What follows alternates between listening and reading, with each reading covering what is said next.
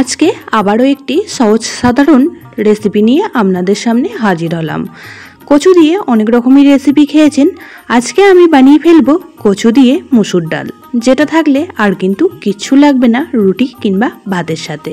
নমস্কার বন্ধুরা, মাই কিচেন মাই ব্লগে সবাইকে আবারও একবার স্বাগত। আসুন তাহলে শুরু করা যাক আজকের রেসিপি। আজকে আমি গাঁটি কচু দিয়ে মসুর ডাল বানাবো। তার জন্য এখানে গাঁটি কচুগুলিকে খুব ভালো করে ছাড়িয়ে নিয়ে ডুমো ডুমো পিস করে কেটে খুব ভালো করে ধুয়ে নিয়েছি। এদিকে এক বাটি মসুর ডাল নিয়ে নিয়েছি, আর মসুর ডালটাকেও খুব ভালো করে 2-3 বার জল পাল্টে ধুয়ে নিয়েছি।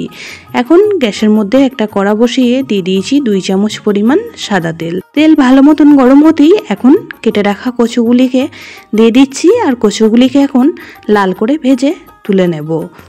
কচুগুলি একটু ভেজে নিয়ে যদি এই ডালের রেসিপিটি বানানো হয়, খেতে কিন্তু দুর্দান্ত হয়। এখন কচুর মধ্যে দিয়ে দেবো খুব সামান্য পরিমাণ একটু লবণ, আর তার সাথেই দিয়ে দেবো 1/2 চামচ পরিমাণ হলুদ গুঁড়ো। তারপর কচুগুলিকে খুব ভালো করে ভেজে তুলে রাখবো। অনেকেই কচু খেতে পছন্দ করেন না, তবে এই ডালের সঙ্গে বানিয়ে দিলে তারাও কিন্তু চেটেপুটে খেয়ে নেবে।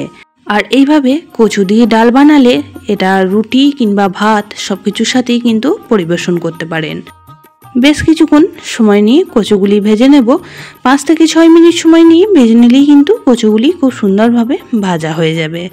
এই পর্যায়ে কচুগুলি অনেকটাই ভাজা হয়ে গিয়েছে, আরও কিছুক্ষণ সময় নিয়ে কচুগুলি ভেজে নেব।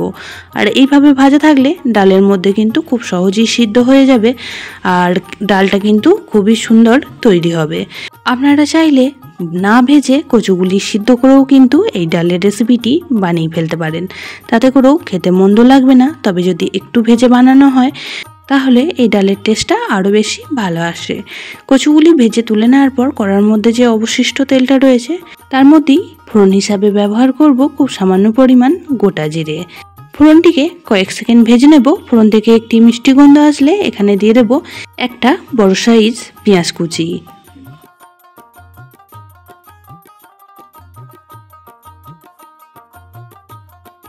এই ডালের রেসিপিতে পেঁয়াজের পরিমাণটা একটু বেশি দেবেন, তাহলে এই ডালটা খেতে কিন্তু খুবই ভালো লাগবে। এখন পেঁয়াজটাকে হালকা ভেজে নেব। পেঁয়াজটা হালকা ভাজা হয়ে গেলে এখানে দিয়ে দেব 1 চামচ পরিমাণ আদা রসুন পেস্ট।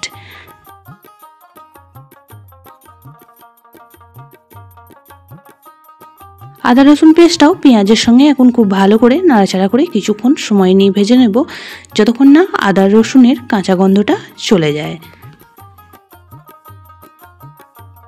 ভাজা হয়ে গেলে এই পর্যায়ে এখন গুঁড়ো মশলাগুলি অ্যাড করে দিচ্ছি। দিয়ে দিলাম ছোট চামচের 1/2 চামচ হলুদ গুঁড়ো, 1/2 চামচ ধনিয়া গুঁড়ো, তার সাথেই দিয়ে দেবো খুব সামান্য পরিমাণ একটু জিরে গুঁড়ো, আর তার সাথেই দিয়ে দিচ্ছি এখানে 1/2 চামচ পরিমাণ লঙ্কা গুঁড়ো। এখানে আমি গুঁড়ো মশলাগুলি সবই ছোট চামচের 1/2 চামচ করে ব্যবহার করেছি।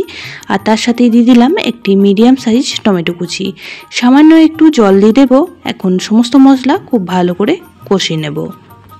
পুরনো বন্ধুরা সবসময় পাশে থাকার জন্য অনেক অনেক ভালোবাসা। নতুন বন্ধুরা যারা চ্যানেলে ভিজিট করছেন, চ্যানেলটি এখনও পর্যন্ত সাবস্ক্রাইব করেননি, তাদের কাছে অনুরোধ রইল চ্যানেলটি সাবস্ক্রাইব করে পাশের বেল আইকনটি অল করে দেবেন। তাহলে আমি যখনই কোনো ভিডিও দেব নোটিফিকেশন সবার আগে আপনাদের কাছে পৌঁছে যাবে।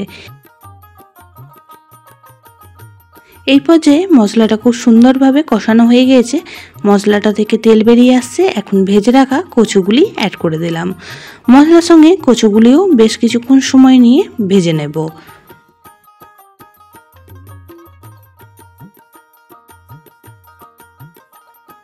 এখন স্বাদ অনুযায়ী লবণটাও অ্যাড করে দিলাম। লবণটা দিয়েও আবারও খুব ভালো করে নাড়াচাড়া করে মিশিয়ে নেব।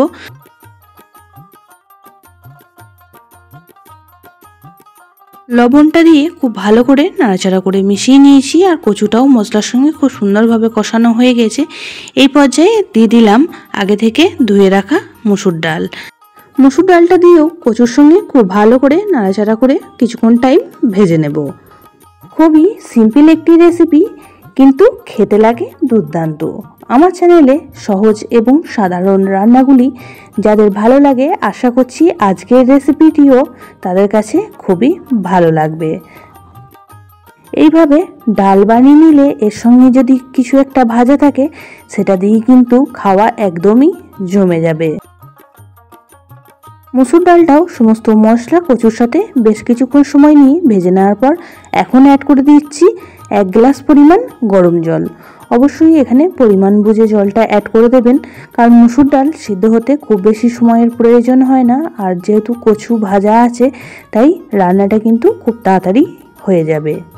উপর থেকে দিয়ে দিলাম 2 চেরা কাঁচা লঙ্কা। আবারও একবার খুব ভালো করে মিশিয়ে নিয়ে ঢাকা চাপা দিয়ে রান্না করে নেব 5 থেকে 7 মিনিট। গ্যাসের ফ্লেমটা অবশ্যই করে লো টু মিডিয়ামে রেখে দেবেন। 7 মিনিট পর ফিরে আসলাম। এখন ঢাকাটা খুলে আবারও একবার নাড়াচাড়া করে মিশিয়ে নিচ্ছি। এই পর্যায়ে দেখে নেব কচুটা সিদ্ধ হয়েছে নাকি। ডাল কিন্তু প্রায় সিদ্ধ হয়ে গেছে, আর দেখেই বুঝতে পারছেন কচুও খুব সুন্দরভাবে সিদ্ধ হয়ে গেছে। প্রায় কিন্তু রেডি হয়ে এসেছে আমাদের আজকে কচু দিয়ে এই ডালের সিম্পল রেসিপিটি। মসুর ডাল খুব বেশি গলে গেলে খেতে একদমই ভালো লাগে না, আর কতটা সিদ্ধ হয়েছে সেটাও আপনাদের দেখিয়ে দিচ্ছি, আর ঘনত্বটাও ঠিক এই রকম রেখেছি। এই পর্যায়ে এখন গ্যাসের ফ্লেমটা অফ করে দিয়ে একটা পাত্রে ঢেলে নেব। আপনারা চাইলে এই পর্যায়ে সামান্য পরিমাণ একটু মিষ্টি দিতে পারেন স্বাদটাকে ব্যালেন্স করার জন্য, তবে আমি আজকে ডালের রেসিপিটি ভাতের সাথে পরিবেশন করেছিলাম, তার জন্য কোনো রকমভাবে মিষ্টির ব্যবহার করিনি। আজকের এই সিম্পল রেসিপিটি আপনাদের কেমন লাগলো অবশ্যই কমেন্ট বক্সে জানাবেন। সবাই বানাতে পারেন, আমি কিভাবে বানালাম সেটাই আজকে শেয়ার করলাম। যদি বেশি ভালো লেগে থাকে একটা অবশ্যই লাইক করে দেবেন। সবাই খুব ভালো থাকবেন, সুস্থ থাকবেন। আবারও দেখা হবে অন্য কোনো ব্লগ বা রেসিপির সাথে। ততক্ষণের জন্য সবাইকে টাটা।